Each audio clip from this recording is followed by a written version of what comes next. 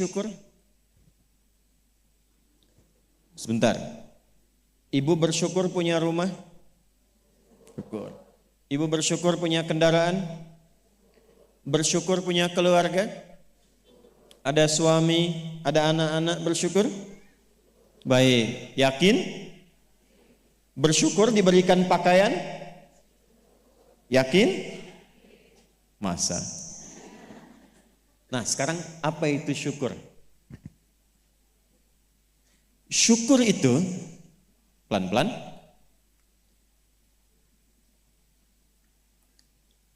Syukur itu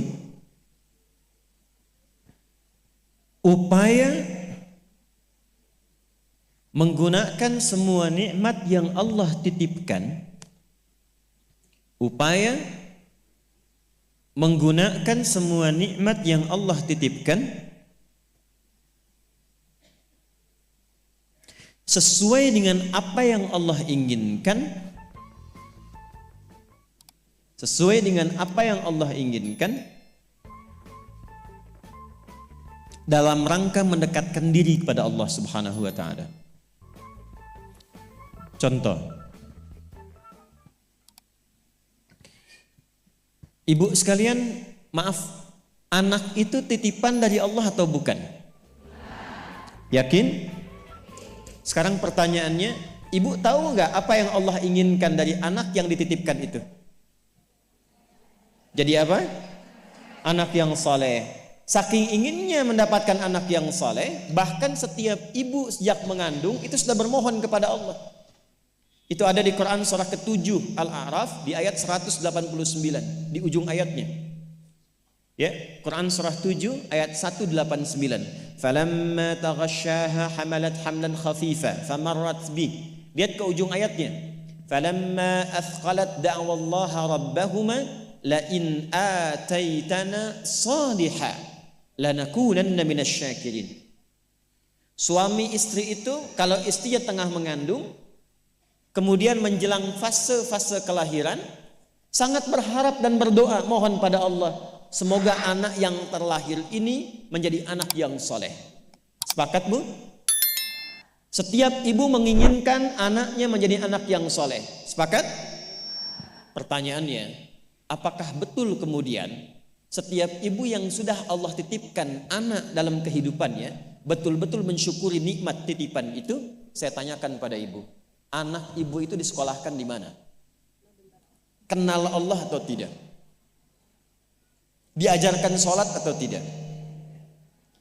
Diberikan pakaian yang menutup aurat atau tidak? Perhatikan definisi syukur tadi. Menggunakan semua nikmat, upaya menggunakan semua nikmat sesuai dengan apa yang Allah inginkan. Ibu punya anak perempuan, katanya ibu syukuri diberikan itu. Sampai ibu bikin akikah, sampai undang tetangga, sampai selamatan. Tapi setelah dia bahkan menjelang balik, ibu kasih pakaian yang membuka auratnya. Itu bukan syukur namanya. Disekolahkan di tempat yang bahkan dia tidak mengenal Allah. Dikejar sampai di sininya nih. Nggak salah. Dilesin matematika, nggak salah, bagus. Les fisika, bagus.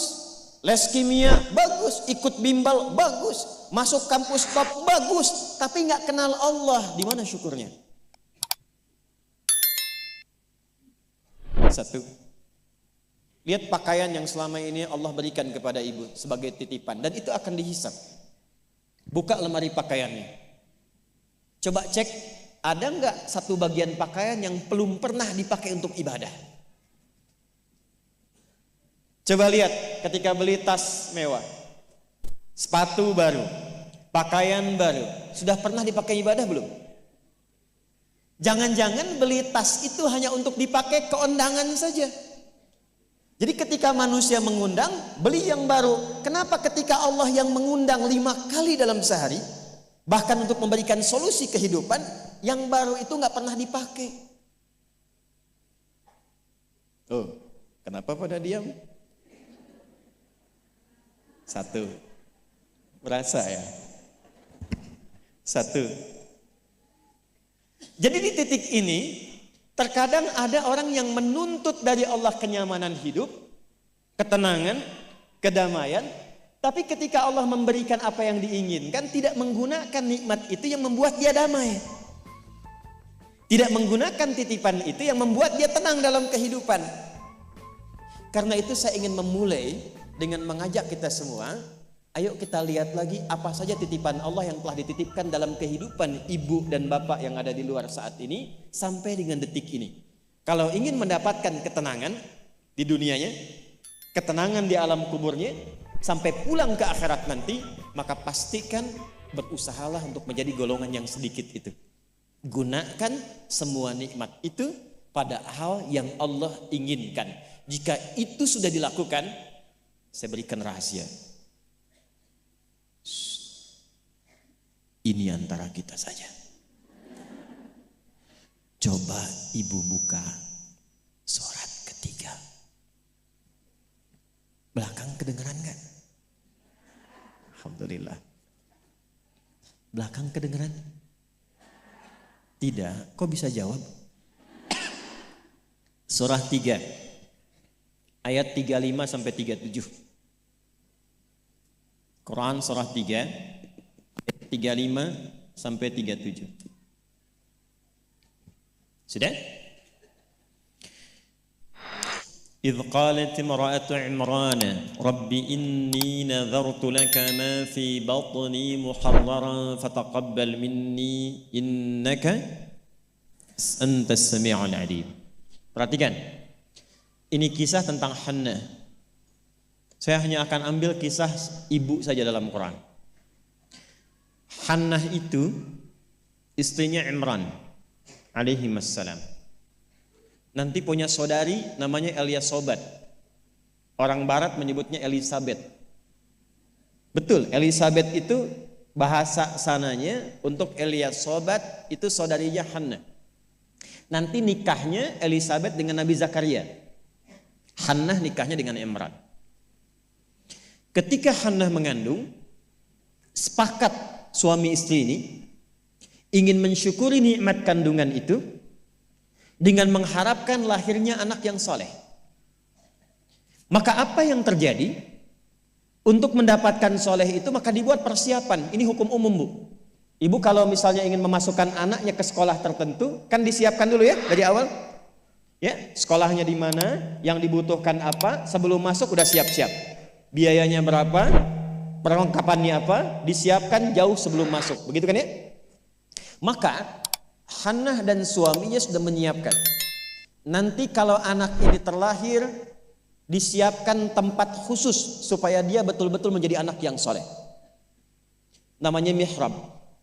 Mihrab itu tempat yang dikhususkan untuk bisa fokus ibadah, bertakarub kepada Allah saja. Nanti harus ada yang merawat. Yang mengajar, yang merawat itu harus orang yang paling soleh dan pintar di zamannya. Yang ketiga, disupport banyak doa.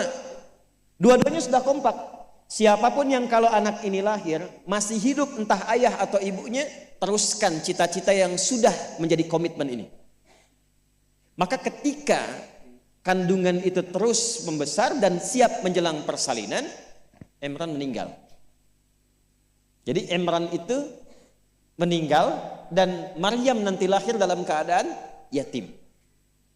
Maka lahirlah Maryam. Apakah ketika Maryamnya lahir, ayahnya sudah tidak ada, ibunya berhenti dari cita-cita yang sebelumnya menjadi komitmen? Tidak. Diteruskan itu.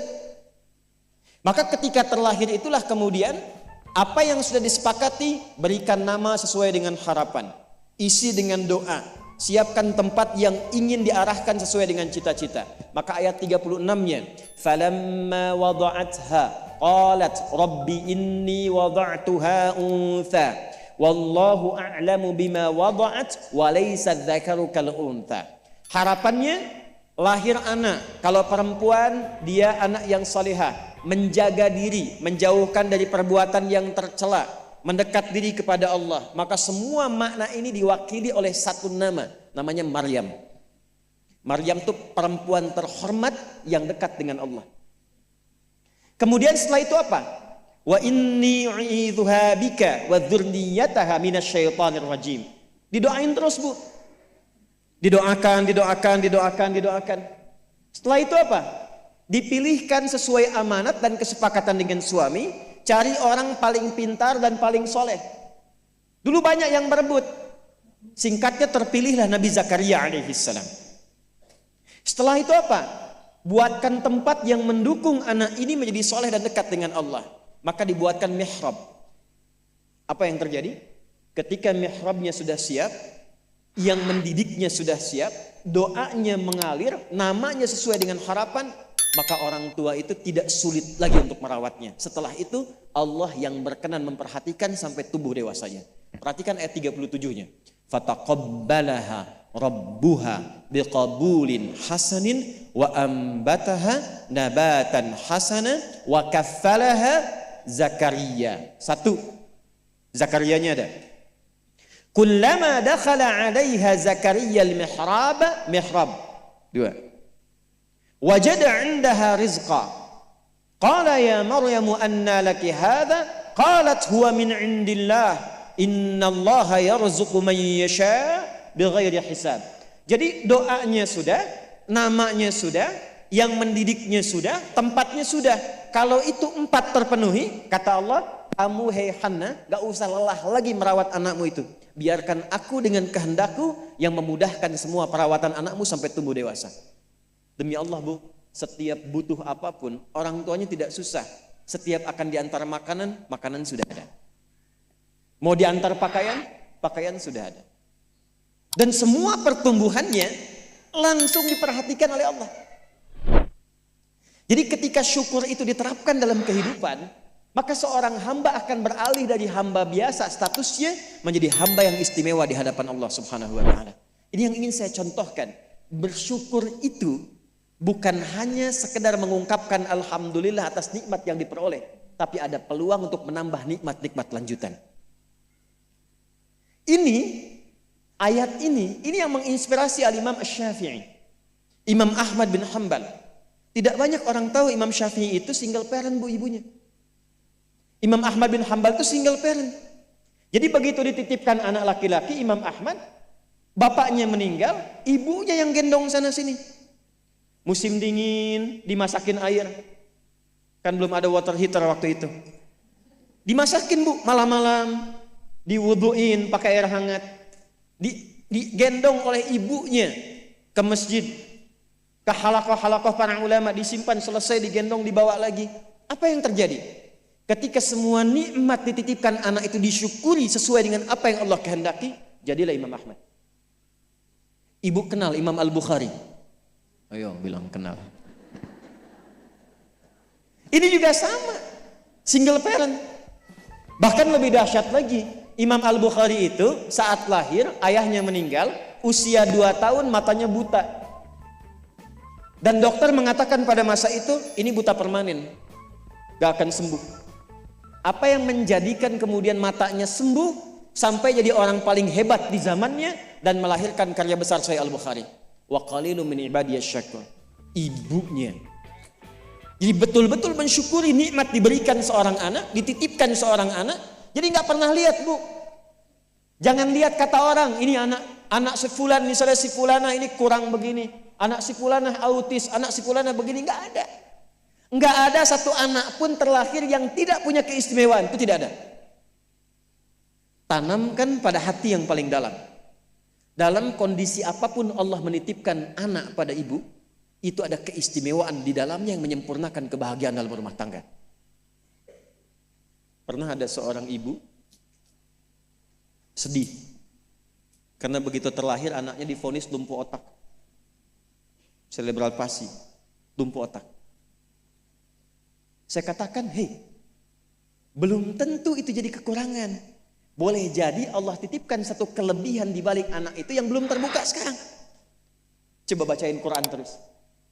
Dibacakan Quran, bacain Quran. Begitu anak itu mulai bisa bicara, yang keluar Quran. Begitu dicek oleh seorang ustadz, ternyata anak itu sudah hafal Quran 30 juz. 30 juz. Dan barakah anak itu yang kemudian membawa si ibu jadi keliling-keliling. Haji, umrah, ke satu tempat yang tidak pernah dikunjungi sebelumnya. bertemu dengan orang hebat yang tidak pernah dibayangkan sebelumnya. Ternyata lewat wasilah anak itu. Disyukur itu membahagiakan. Itulah syukur. Syukur itu dampaknya banyak, Bu. Dia nggak akan tertinggal, dunia dapat, akhirat juga diraih.